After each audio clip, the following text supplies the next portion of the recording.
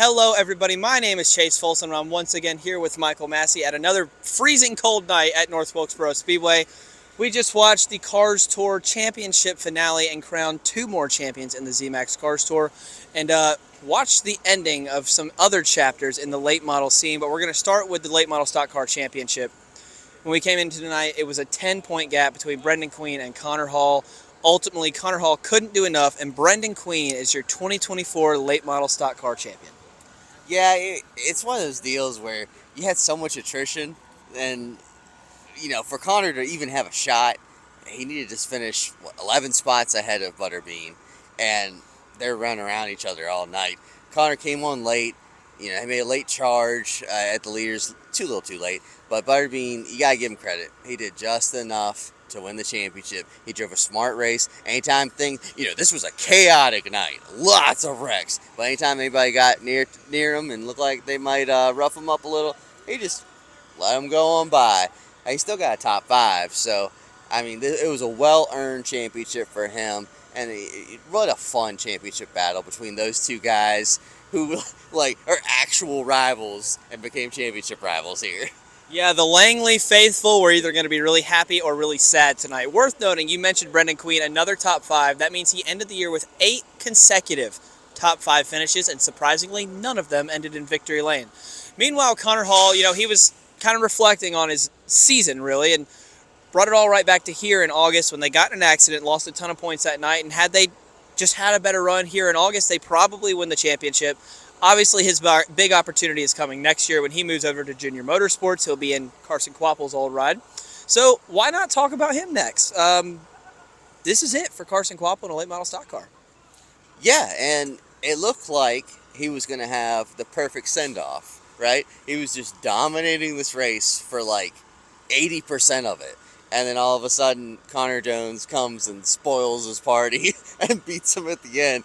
I laugh, but I do feel bad for Carson, just because that is a bummer of a way to end it. But still, he's one of the greatest Cars Tour drivers we've ever seen and will ever see as time goes on.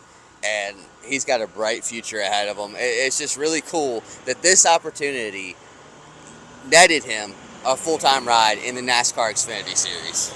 Yeah, and he shared with us that he really did want to win this race. He wanted to have the perfect send-off, and he was so close. Car got too tight late in the race.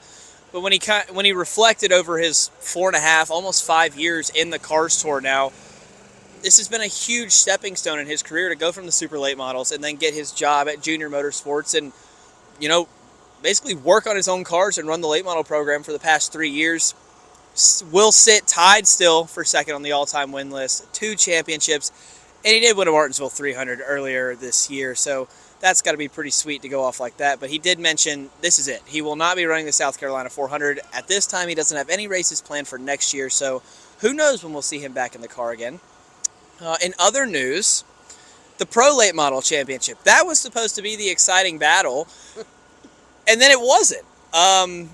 It came in, Caden Honeycutt was 6 points behind Spencer Davis. They started second and third. Honeycutt jumped straight to the lead, and then it all went wrong for Spencer Davis.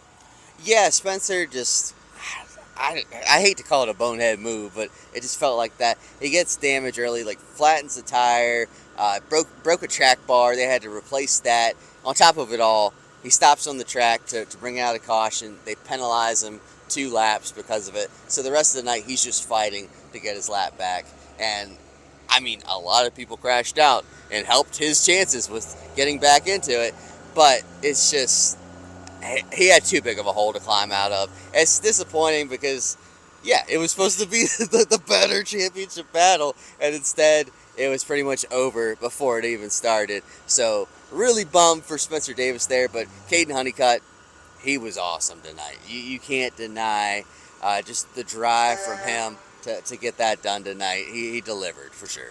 Absolutely, and he had a really emotional and almost scary victory lane celebration. He got up on top of the car and then fell.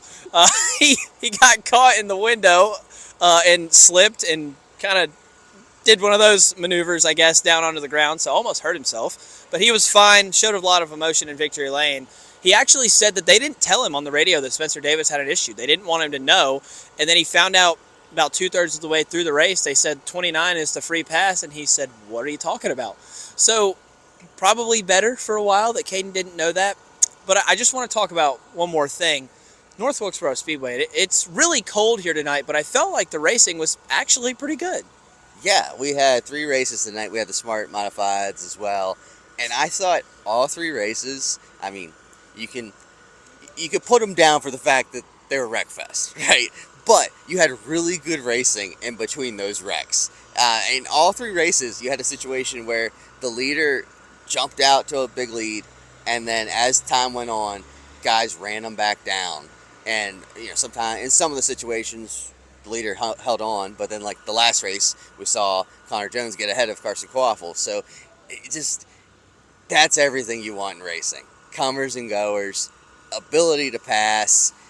That battle between Quaffle and Connor Jones at the end there to decide it was just sliders and crossovers, and it was just like 3 laps or so of just like pure racing bliss. So I think we were kind of Debbie Downers coming into this weekend, but North Wilkesboro made us look like dummies. We were wrong. It was awesome racing this weekend. Absolutely, and I think a lot of it was actually because it was so cold that the track was just incredibly fast. And when a guy made a mistake, you lost so much time, and the guy behind you was able to pounce, but you had to be aggressive. I would say, I don't know that it's worth coming here twice a year. Because when you walk through the garage area over there that's now been cleaned up, there was a junkyard. And the same thing we saw in August. There's millions of dollars of race cars sitting there junked.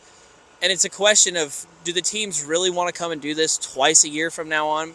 Maybe we leave this as just a championship race. Maybe we just come here in the spring with NASCAR. So I think that's a decision. Obviously, the schedule will be coming out here soon. I think that's a decision the series will go over, because I'm sure some people are going to have some gripes. But other than that, any final thoughts? Yeah, I'll also add to that the crowd tonight also didn't give good reason. It was such a small crowd that, less is more in racing.